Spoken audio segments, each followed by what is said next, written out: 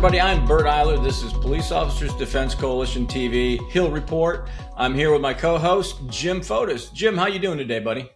Doing well, Bert, and ready to talk about your Hill Report. And Yes, I had a great busy week last week. I had 4 visits on the House side. I had 6 visits on the Senate side. You know, our number one priority is qualified immunity, but we also talked about the Mark Fisher Memorial Act, and everything was going really, really well, Jim. So thank you for asking. We're going to busy week this week too. I think I'm fully booked with 6 on the House, 6 on the Senate, and we're just going to keep pushing all our legislation. We're getting close to the Mark Fisher Memorial Act, and we'll talk about that a little bit later. But yeah, just having a great time up there, Jim. Very, very busy. So, Jim, the big news is the FISA not being passed through the House or the Senate. Can you give a little info on that for us? yes, FISA to our security and basically all of our intelligence agencies are very, very important. Obviously, the FISA courts, but FISA 702 gives us the ability to surveil without having warrants for both non-Americans and foreigners that are overseas. And while they're overseas, we can do surveillance on them without having to go to court and get warrants to get the information back. And the big stumbling point many times are telephone companies. They refuse to give us information without a warrant. So this way, the intelligence agency, whichever one it is, can just go to the telephone company, give the individual's name, and gather up all the information without getting a warrant. Now, the interesting thing about what happened is on June 12th at 11:59, it expired. 702 expired, and the House and Senate were supposed to pass an extension. But the vote was never done in the Senate.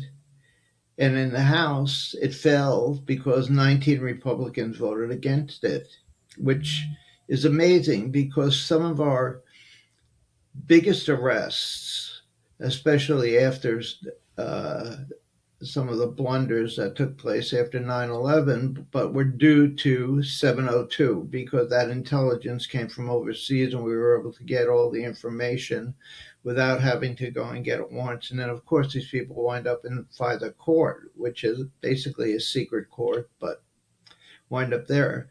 So without FISA, it causes us lots of problems doing warrantless arrests and warrantless investigations and getting the information easily rather than having to go to a judge and get a warrant. Now, we're hoping that when they come back in July 2nd, that they'll be able to pass this and get an extension. And we've gotten extension after extension on 702 before. The interesting thing is, after reading about this, is the House didn't pass it because of President Trump acting. I believe he's the acting NSA secretary, taking the place of Tulsi Gabbard, and his name is Bill Pulte. Now, I have not had much time to read into it. He was some housing director prior to this, but that's what I understand. That's why they didn't vote. Maybe they don't know enough about him, but we're basically wide open right now until that happens, or if President Trump signs an extension in an executive order. Wow. So since the extension was basically denied, not voting on, how hard is it now for them to the federal government, all our agencies, law enforcement agencies federally, how hard is that for them to surveil? Let's say they got notice on a prospective terrorist, but they need to do some surveillance. Well, basically, the surveillance under 702 becomes illegal. And to get the information on a surveillance, they would have to go to a judge, a FISA judge, and get a warrant to get any information on a surveillance that's already in progress.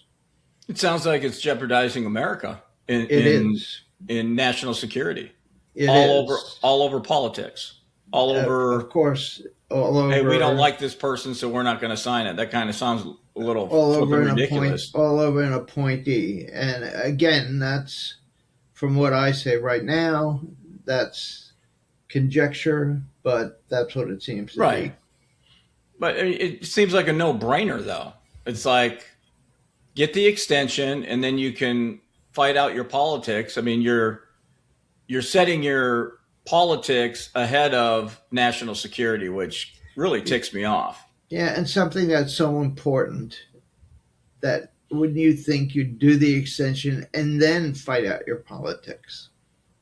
Yeah, well, it seems. I mean, this whole 119th session of Congress, it seems like it. Like you said, it's all politics, right? Yeah. It's instead of coming together, what's best for America, they're just gonna shut it down, and they don't want to have intelligent conversations about anything anymore. It's just soundbite after soundbite, which is ridiculous. So Well, that's my rant, Jim. That's all I have I for that one. agree. I mean, as I've said before, both Democrats and Republicans have to come together, but they're not. I mean, I've never seen a House so divided. Jim, thank you for that great information. Now I want to pivot to a bill I would like to talk about is HR 1046, the Mark Fisher Memorial Act. We've been working with Congressman Bacon since the 118th Congress going into the 119th Congress. What this bill is about is providing the Director of Bureau of Prisons to implement a strategy for offsite mail distribution. Mark Fisher was a correctional officer that was killed by opening the mail. So it was very successful in West Virginia, the federal prison there. They had a very high success rate on that, but that pilot program is over. And now what we're trying to do is get this passed to get the director of federal prisons to work on a strategy and implement this. And what this will do is be offsite, where the mail is processed. It goes through all the drug detection, similar to what happens at Capitol Hill. Then that mail will be given back to the inmates.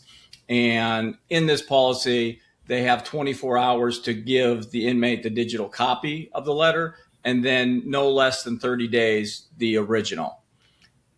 This does two things. One, it is protecting the inmates and protecting correctional officers. It's also helping on the budgetary strain that's on the Federal Bureau of Prisons. We all know there's a shortage. By doing it off-site, you're just paying for the contractor to do that. So that alleviates some of the workers that are doing it that may not necessarily be certified in it. And then you can reallocate those individuals someplace else where you need where you need the help, right? You might be short on correctional officers, you might be short on transportation. Those allocations, you can move those over. So we're very excited for that. We have a bipartisan on the House side. On the Senate side, we're doing very well, and we're hoping that we'll get it passed by the end of the 119th Congress. So we're very excited about that. Now, Bert, could you explain a little further? Is it drugs that are being sent to the prisoners in mail for their use, or is it drugs that are being sent because somebody thinks that the people opening it may be a correction officer and wants to hurt them? Yeah, I would say 99% is all trying to go to the inmates. And what I found that is interesting is how you can, hide the fentanyl or any other type of drug. You can, layer it in the stamp, in the letter itself. It's crazy on the things that you can get through the mail that doesn't look like drugs, but after they get them, they know how to get that drug off that piece of paper, off the envelope.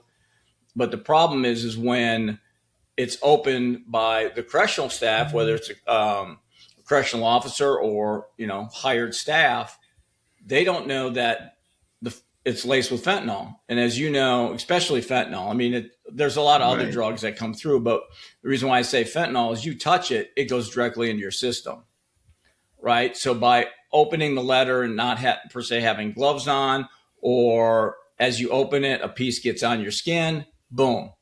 So that's a big, would be a big help to do it offsite where you have the proper equipment.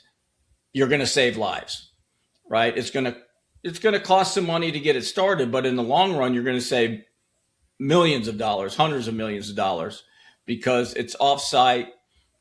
You can, like I said, reallocate those employees someplace else where you have the shortage, and you're saving lives, both correctional officers, employees, and inmates.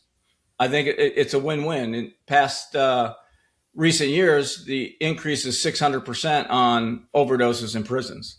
So Wow. I think it would reduce a lot of that.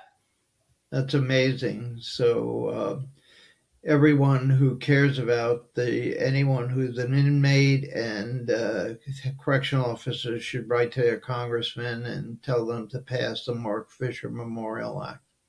Yes, you are correct, Jim. Reach out to your representative, your senator, tell them you support this bill. Yeah, and I think I think it's one bill that should be bipartisan, and we should get it passed.